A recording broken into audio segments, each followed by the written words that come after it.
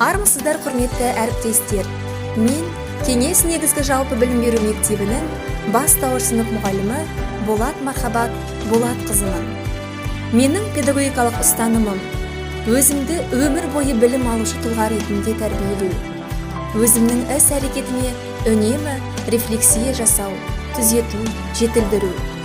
Өз жұмысым арқылы мамандығымның мәртебесін асқақтату.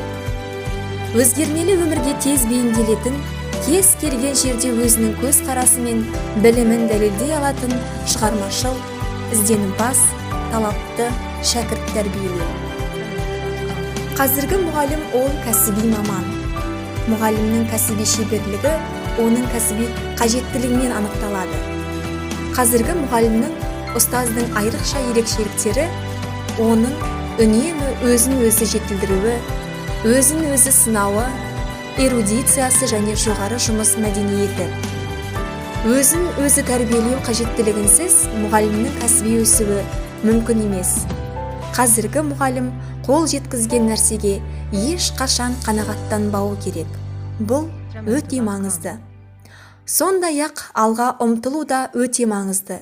Өйткені мұғалімнің жұмысы шексіз шығармашылықтың көзі деп білемін.